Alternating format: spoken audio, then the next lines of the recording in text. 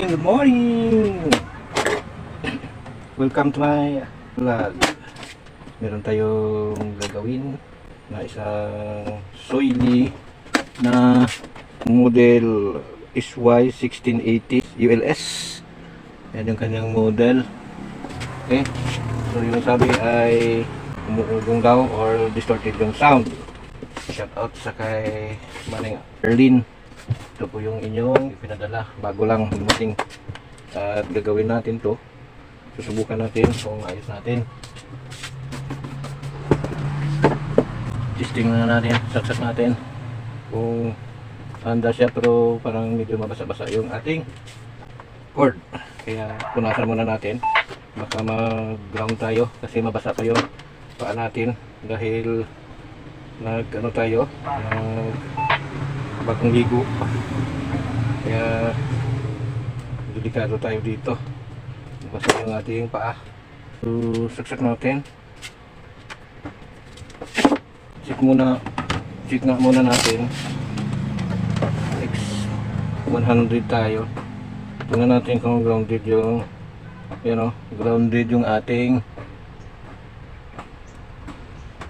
ating hawakan ng ating plug mula dito sa metal papunta dito sa ating hawakan ay grounded. Dahil nga ay grounded siya, lagyan natin yung moist na nandyan bago natin hawakan, kasi patakan natin ang WD-40 dito sa kanyang cord. Okay, at brush natin para tanggalin yung moisture. Pinatakan natin ang WD-40 para alisin yung moisture na nandyan sa ating plug. Ito po yung lagi nating ginagawa kapag sa tuwing magre-repair ako, kasi kasabihan nga is safety first. So para ligtas tayo, kaya ito yung ating ginagawa palagi. Pag hawak natin, sa unang hawak ay medyo mabasa-basa ito at madama natin na medyo mabasa, kaya linisin natin para hindi tayo mag-ground. Okay, yan yung una nating gawin, safety first. Okay, so check natin uli kung meron pang grounded. Yan o, mapapansin dito sa ating needle ng ating test probe o ng ating tester ay wala na. Yan o, wala na. Okay, yan o, so dito wala nang grounded. Ayun lang, hugasan lang natin ng WD-40. WD-40 baka naman. Okay, yan, so wala na, safe na tayo kahit mahawakan natin at pumasok ito sa ating PC line outlet, ay hindi na tayo mag-ground kasi natanggal na natin yung moisture na nandyan. Okay, so ayan, at saksak natin. Okay, ayan, safe na tayo. Tapos power on natin. Okay, power on, power off, power on. Tapos walang sound. Okay, wala tayong marinig na boses mula sa ating speaker. Ayan, ayan o, ayan o kanya. Sana marinig. Ayan o, nakukuha natin tunog. Ayan o,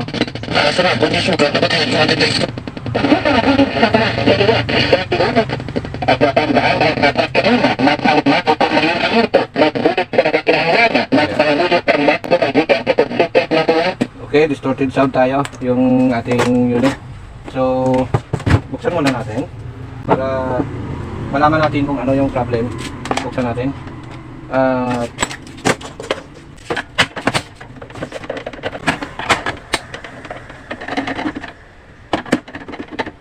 okay, bubuksan lang naman natin itong 6 na screw. So push ko muna dito, babalik na lang mamaya pag nabuksan na. Ito, nabuksan na natin. Nabuksan ko na siya at lilinisin ko muna kasi marumi, maraming sakot at alikabok.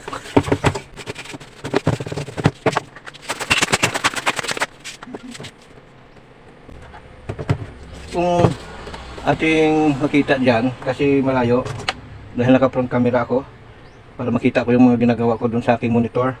Ito, merong mga bakas ng kalawang na moisture, corroded na may moist na kasama. Ito, tingnan natin papakita natin sa inyo ito. Yan o. Diba? Yan siya. Okay. So, tingnan natin kung ano yung kanyang problem. So, tingnan natin yung kanyang voltahe. Meron tayong baterya doon. Tingnan natin kung yung supply ay tama. Tapos para madali tayo, ito meron 1000 microfarad na capacitor na 16 volts. Tingnan natin kung ilan yung supply na nandun. Okay. Kabit muna natin yung ating AC line. Check natin kung ilan yung supply. Meron tayong 16 volts. So, dahil meron tayong 16 volts, i-on natin yung ating unit sa radio. Ayan. Tapos tingnan natin kung nagda-drop yung supply.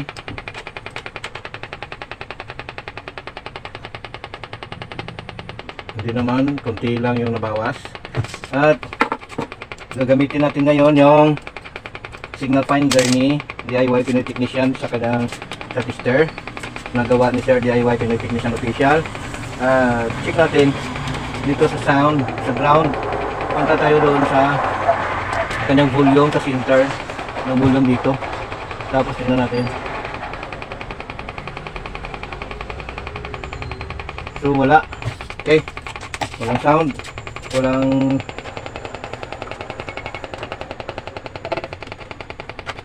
ganyan lang yung kanyang sound na maririnig natin.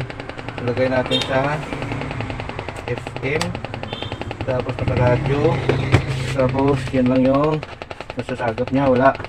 So tingnan natin ulit yung ating sound sa center ng volume. Wala. Okay, wala tayong hissing sound na marinig sa ating tester. Okay, so tingnan natin yung supply. Mag-DC check tayo. Mula dito sa 16, dapat may supply yung ating audio. Tingnan natin kung saan papunta itong supply na to. Dito naman tayo sa isang filter capacitor na 2000 microfarad, 16 volts. Ground tayo. Tingnan natin kung meron tayong 13 volts, 13.5. Ayan. Tapos, ibig sabihin ay okay yung kanyang audio. Okay yung kanyang supply pala. So, tingnan natin ngayon doon sa ating regulator. Ito, yung may tatlong paa. Merong 12 volts na input at walang, yung output niya ay wala. Okay, meron siyang 3 or 5 volts. Meron siyang 5 volts na supply. So, ibig sabihin may pumasok ng voltahe dito. Tingnan natin ngayon kung meron. So, walang voltahe papunta sa ating donor. Tingnan natin. Okay, so wala. Okay, yeah. Bunot natin. Check natin yung ating audio. Tanggalin natin yung ating center na volume. Tapos mag-audio check tayo dito. Mag-humming check tayo gamit yung ating tester, ang ating mechanical tweezer para ma-check natin yung ating audio dyan. Kung okay yung ating IC. Meron naman tayong pangpalit yan kung sakaling merong sira yung ating IC sa audio. So, check natin kung merong malakas or malinis na audio. Walang nagpa-popping sa kasi parang popcorn na or kumukulo-kulo yung kanyang tunog sa speaker, no? So, tanggalin natin yung connection ng ating volume sa gitna na paa. Okay. Tinanggal natin yung volume sa gitna na paa. Ngayon, saksak natin. So, meron pa rin. Okay. You know. So, malakas. Yung sa center, ayan o.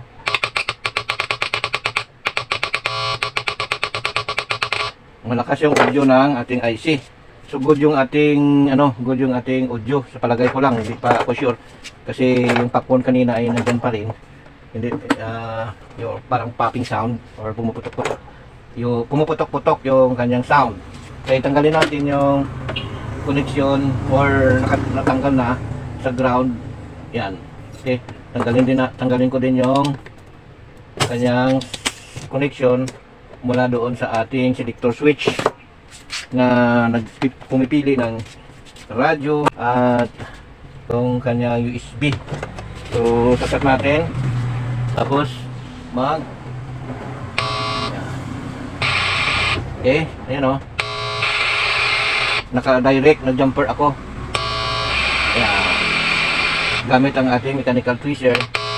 Ayan. So, okay yung hissing sound mula doon sa ating tuner. So, habang naka-jumper, gamit ang ating mechanical tweezer, ay mag-select tayo ng channel.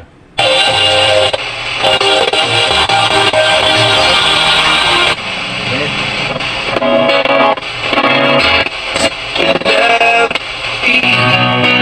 Okay. So, bakit na kung i-jumper natin ay malinis? At kung dadaan tayo sa volume, tingnan natin. Binalik natin yung kanya connection. Okay. So, wala. Volume natin. Ayan o. Ayan o. Okay.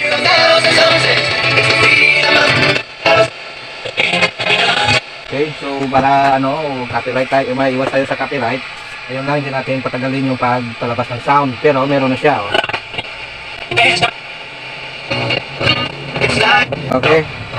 So meron siyang sound. Yung wala pa tayong pinalitan, wala pa tayong nilinis. Yun lang yung napapansin natin na merong mga moisture. So titingnan natin. Titingnan ko kung yung moisture na nandito ay grounded nga. Ayan. So dito, ayan, wala. Meron kunti.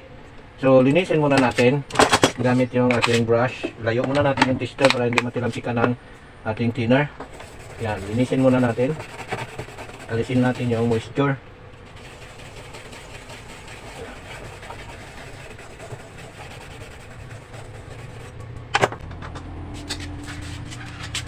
Kiskis natin, kiskis.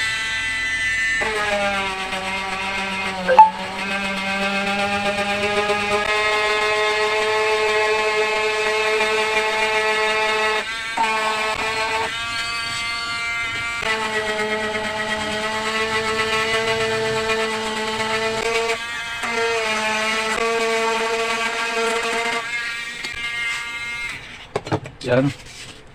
So, nalinis na natin yung circuit na may moisture na medyo may kalawang.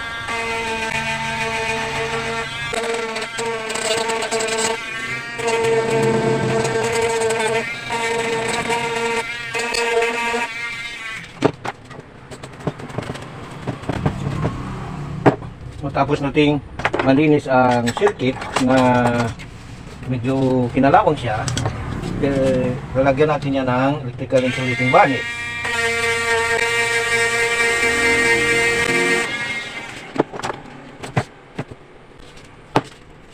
Kasi pag lininis lang natin na hindi natin lalagyan ng electrical varnish ay babalik.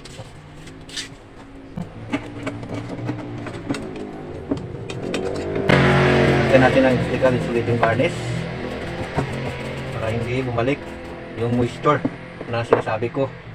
Okay. So, meron pa doon sa baba. Linisan muna natin ang thinner. Moisture din ito na kagaya din doon sa ginawa natin na may kalawang. Pasensya na kayo sa mga dumadaan na mga motor na maingay.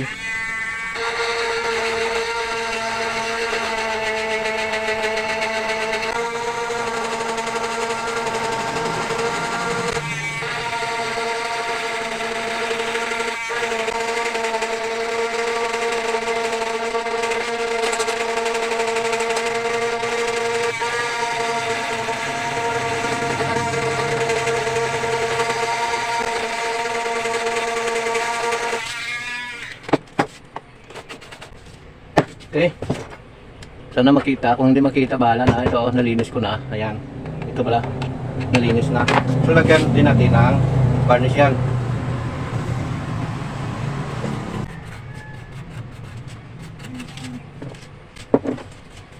Tapos yung ating brush na ginamit ay atin ding itong linisin para hindi tumigas yung brush natin, kasi gagamitin pa natin ito sa ibang bagay, sa ibang paggagamitan. Huwag natin laging kalimutan na bago natin itabi, dahil ginamit natin sa electrical varnish, ay ating linisin. Dahil kiniskis ko siya, check natin kung may naputol sa kiniskis natin. Ito, yan. Okay, connected siya dito. Yan. Tapos ito yung pangalawa. Tapos ito, tingnan natin. Ayan. So connected naman lahat. Yung kiniskis natin. Yan. So safe yung ginawa natin. Yan. Right. So check natin ulit kung meron na siyang sound. Yan.